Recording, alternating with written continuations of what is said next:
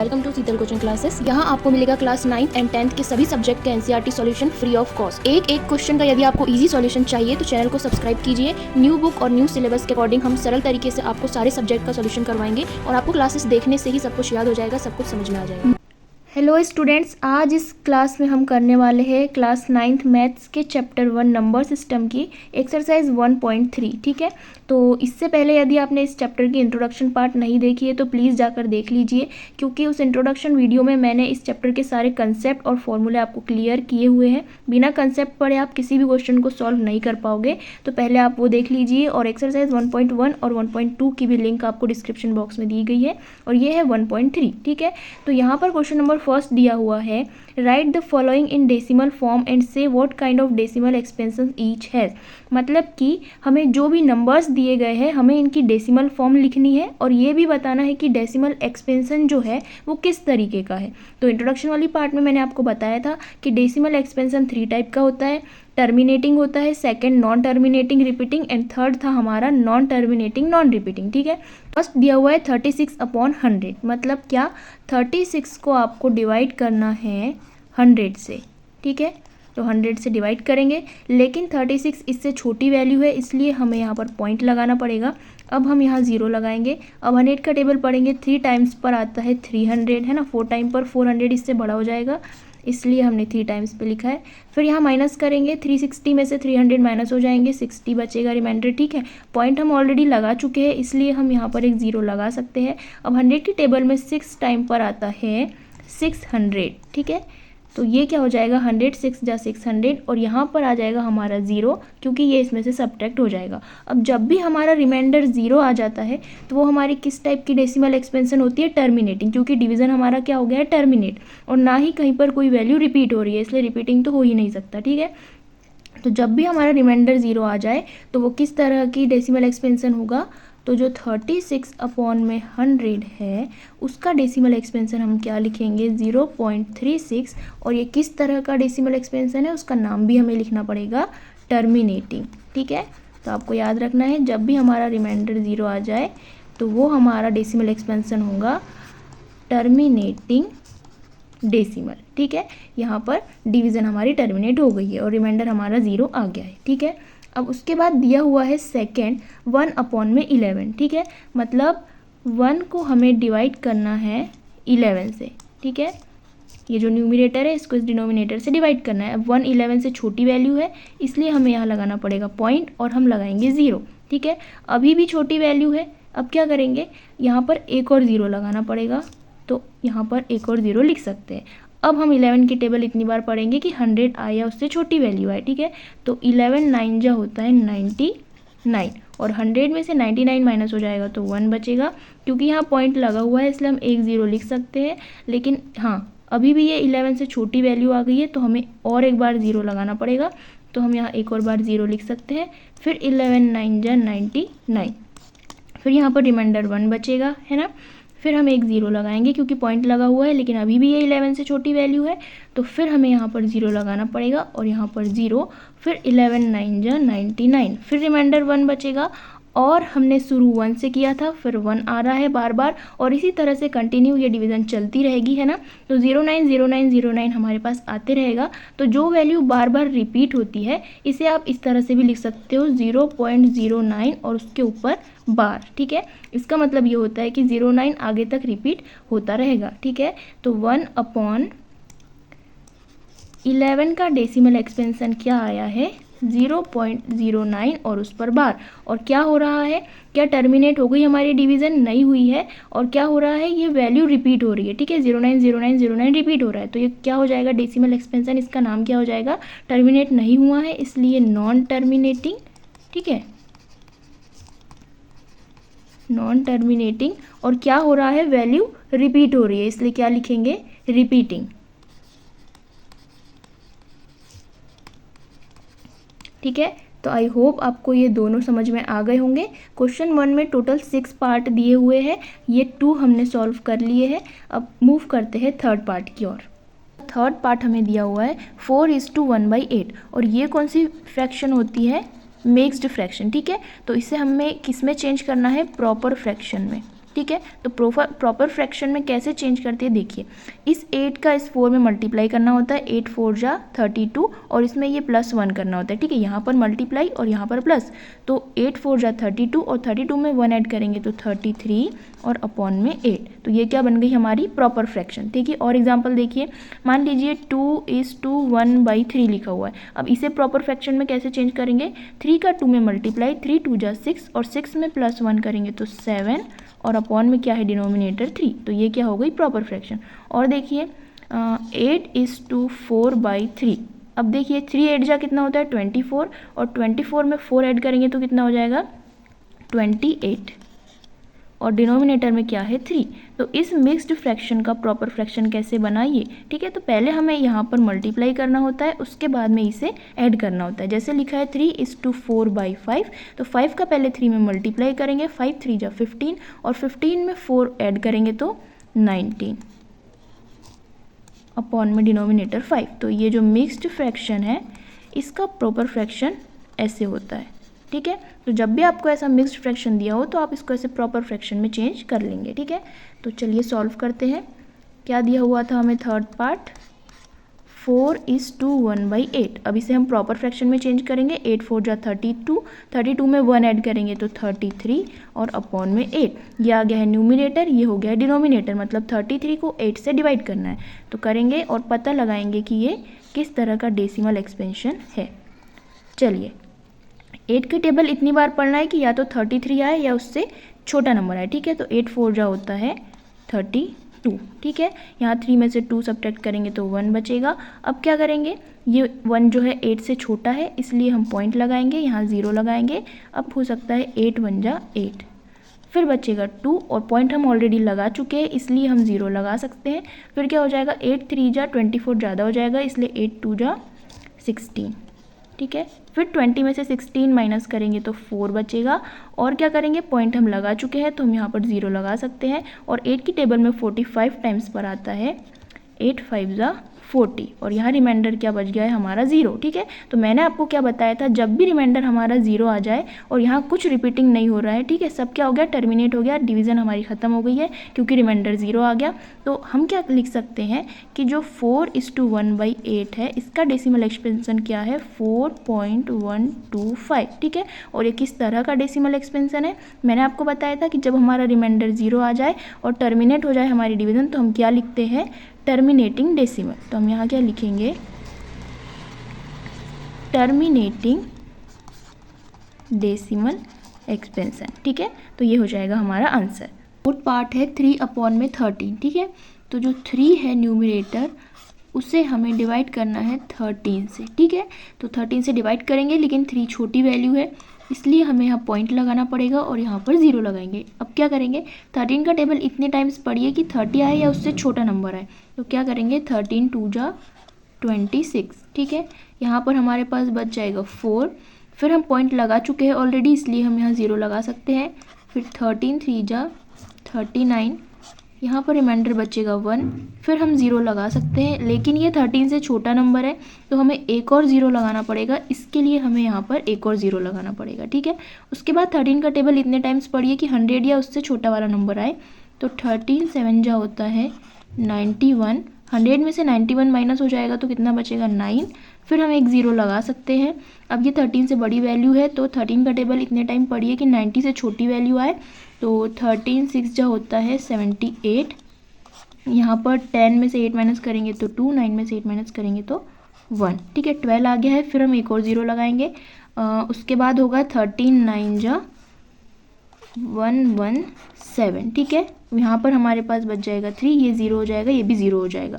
तो देखिए हमने शुरू 3 से किया था, ठीक है, और फिर से हमें 3 मिल गया है, मतलब अब आगे डिवाइड करेंगे हम तो ये डेसिमल के बाद वाली जो वैल्यू है ये सारी क्या होगी रिपीट होगी। तो जो भी हमारा डिवीज़न है फिर से रिपीट होगा। तो क्या हमें इस जो हमने डिवाइड किया है इसमें हमें रिमाइंडर 0 मिला है क्या, नहीं मिला, तो ये क्या हो जाएगा नॉन टर्मिनेटिंग, मतलब डिवीज़न हमारा टर्मिनेट नहीं हुआ है। और क्या वैल्यू रिपीट हो रही है, हाँ ये वाली रिपीट, इसके बाद सेम जो डेसिमल के बाद वाली वैल्यू है सारी रिपीट होंगी, तो ये क्या हो जाएगा रिपीटिंग, ठीक है।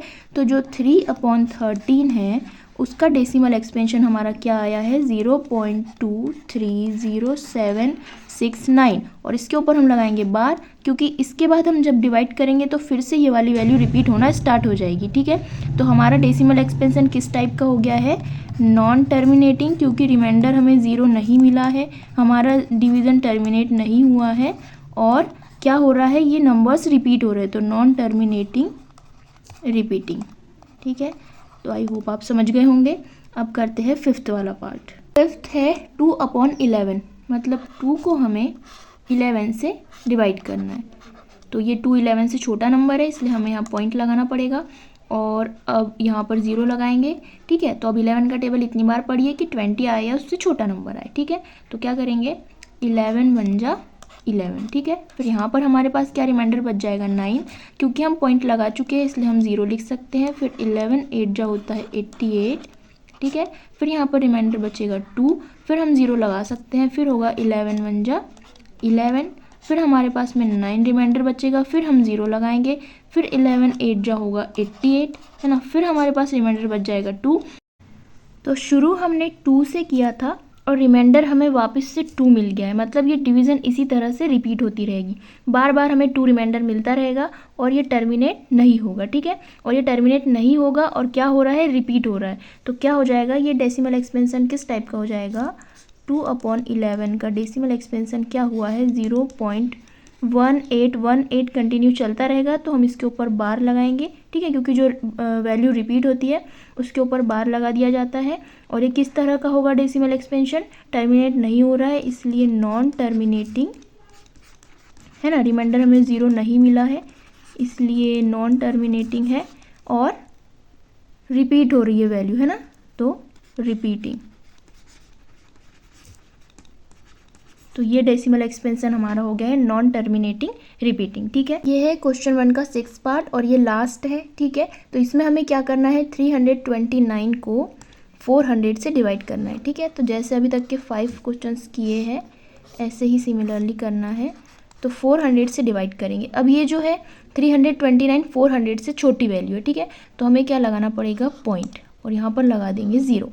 अब 400 का टेबल नहीं आता है लेकिन 4 का टेबल तो आता है ना, तो 4 8 जा कितना होता है 32, 4 8 जा 32 और ये 2 0। ठीक है, तो 408 जा कितना हो जाएगा 3200, यहाँ 0 आ जाएगा, ये 9 और ये 0 और ये 0, मतलब हमारे पास 90 रिमाइंडर बचा है। फिर पॉइंट हम लगा चुके हैं तो हम क्या कर सकते हैं, 0 लगा सकते हैं।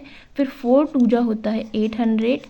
ठीक है, 900 में से 800 माइनस हो जाएगा तो कितना बचेगा 100।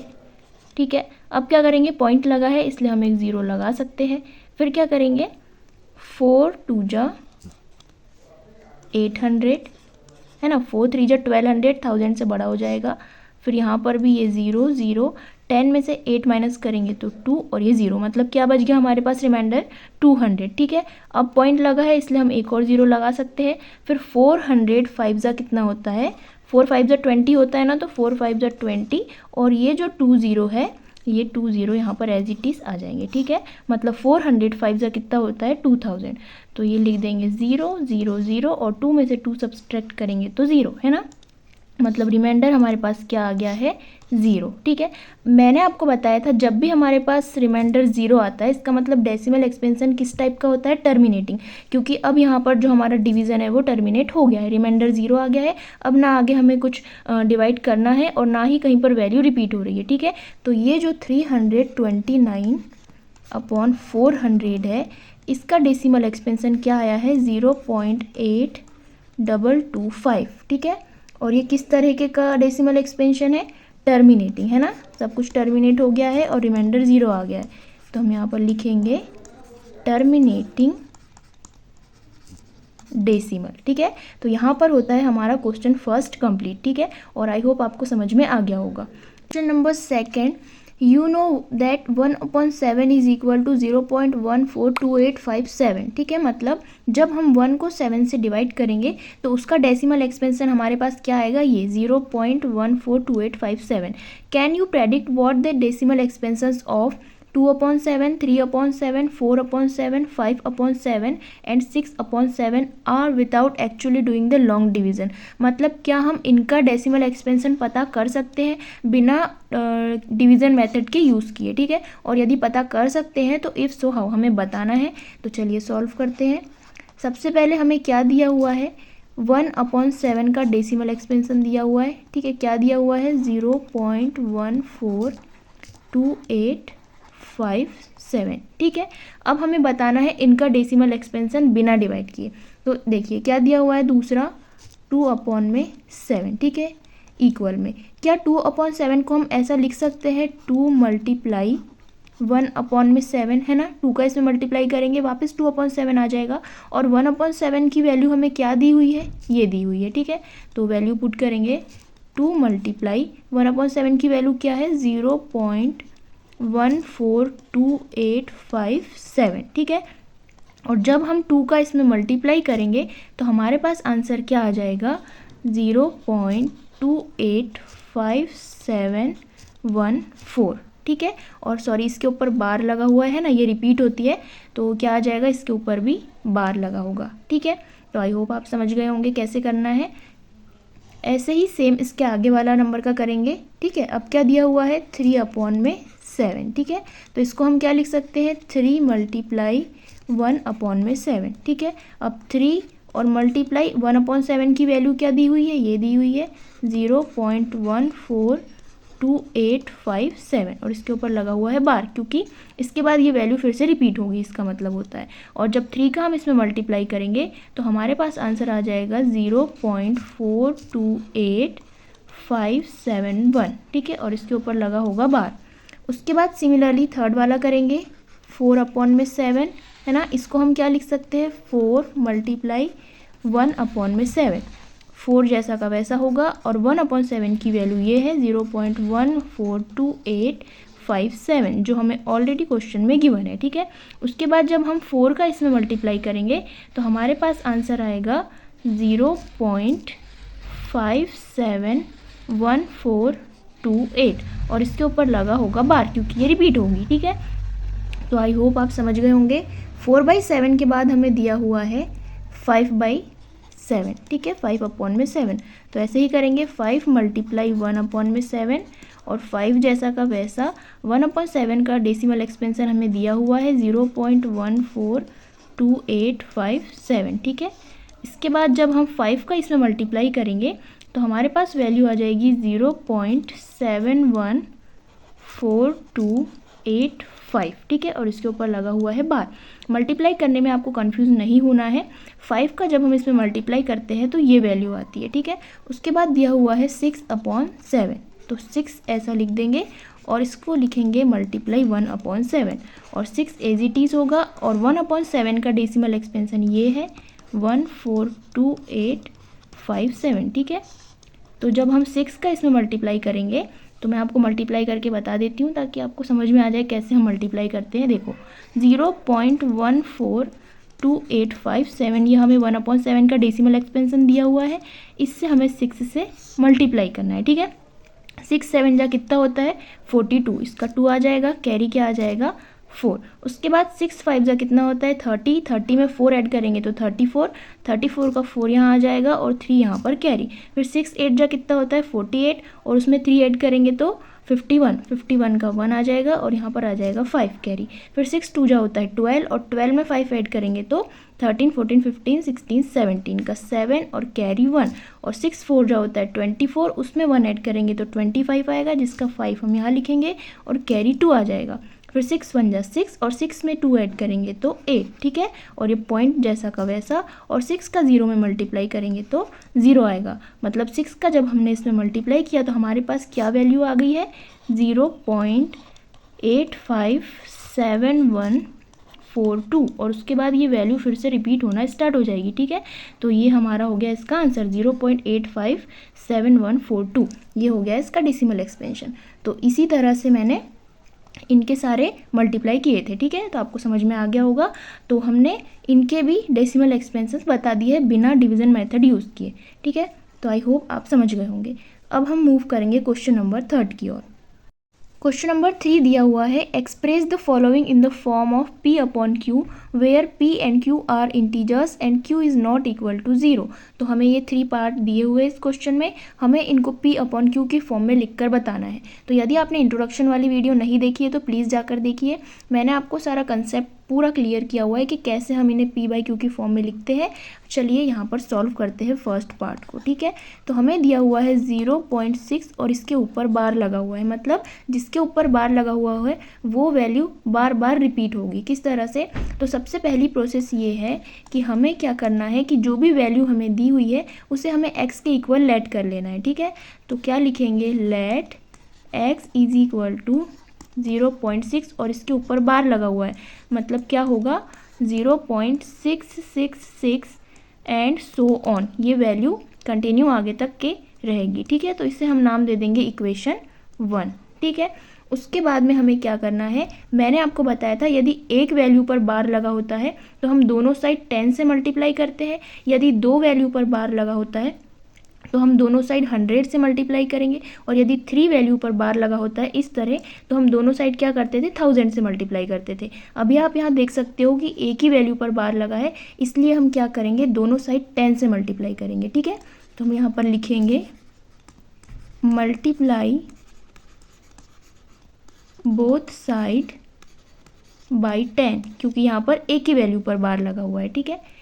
तो आगे सॉल्व करेंगे, 10 से x में मल्टीप्लाई करेंगे तो 10x हो जाएगा, और 0.666 ये कंटिन्यू रहेगा। इसमें जब हम 10 से मल्टीप्लाई करेंगे तो ये वाला जो पॉइंट है ये इधर शिफ्ट हो जाएगा, तो क्या हो जाएगा? 6.66 और ये ऐसा एंड सो ऑन कंटिन्यू चलता रहेगा, ठीक है। ये हो जाएगी हमारी इक्वेशन नंबर 2, ठीक है।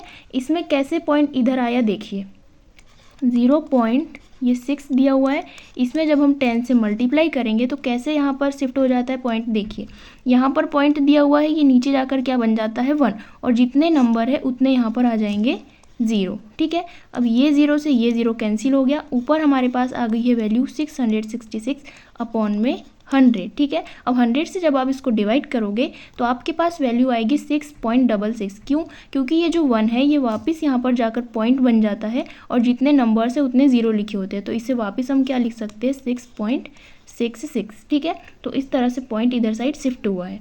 तो आप आई होप आप समझ गए होंगे, ठीक है। अब हम क्या करेंगे, ये जो हमारी सेकेंड इक्वेशन है इसमें से हमें फर्स्ट इक्वेशन को क्या करना है? सब्ट्रैक्ट करना है, ठीक है। कैसे? तो यहाँ पर लिखेंगे सब्ट्रैक्ट इक्वेशन 1 फ्रॉम इक्वेशन 2, ठीक है। तो इक्वेशन 2 है हमारी 10x is equal to 6 point and so on, और इक्वेशन 1 है हमारी x is equal to 0.66 and so on. अब हमें क्या करना है? इसे सब्ट्रैक्ट करना है, तो कीजिए 10x में से x माइनस हो जाएगा तो 9x आ जाएगा इधर, ठीक है। यहाँ पर क्या हो जाएगा? इसमें से ये माइनस हो जाएगा तो 0 आ जाएगा, और ये 6 जैसा का वैसा, ठीक है, 6.0 जिसे लिखने की नीड नहीं होती है। उसके बाद x की वैल्यू हमें निकालना है, और 9 यहाँ मल्टीप्लाई में है तो ये 6 के कहाँ आ जाएगा? अपॉन में, ठीक है। तो x की वैल्यू हमारे पास आ जाएगी 6 अपॉन में 9, और इसे और सिंप्लीफाई करेंगे तो 3 2 जा 6, 3 3 जा 9, तो x की वैल्यू क्या आ गई? 2 अपॉन में 3, मतलब कि 0.6 पर जो बार लगा हुआ है हम उसे p अपॉन क्यू के फॉर्म में कैसे लिख सकते हैं? 2/3 लिख सकते हैं, और ये हो जाएगा हमारा आंसर। सेम इसी तरह से आपको सेकंड वाला और थर्ड वाला करके बताना है। यहाँ पर भी आप दोनों साइड 10 से ही मल्टीप्लाई करोगे, और यहाँ पर 3 वैल्यू पर बार लगा हुआ है, इसलिए इसमें आप दोनों साइड 1000 से मल्टीप्लाई करेंगे, ठीक है। तो इस तरह से इजीली आपका आंसर आ जाएगा। और यहाँ पर हमारे 3 क्वेश्चंस हुए कंप्लीट। अब हम करेंगे नेक्स्ट पार्ट में नेक्स्ट क्वेश्चंस को सॉल्व। और यदि आपको वीडियो अच्छा लगा हो तो प्लीज़ वीडियो को लाइक करें, चैनल को सब्सक्राइब करें और अपने फ्रेंड्स के साथ ज़रूर शेयर करें। और यदि आपको कोई डाउट है तो आप कमेंट सेक्शन में बोल सकते हैं, ठीक है। और जो भी नए स्टूडेंट्स हैं प्लीज़ चैनल को सब्सक्राइब करें। क्लास 9 से रिलेटेड स्टडी मटेरियल और अपडेट्स के लिए आप टेलीग्राम चैनल ज्वाइन कर सकते हैं, जिसकी लिंक आपको डिस्क्रिप्शन बॉक्स में प्रोवाइड की गई है। मिलते हैं नेक्स्ट वीडियो में नेक्स्ट कंसेप्ट के साथ। Thank you so much for watching.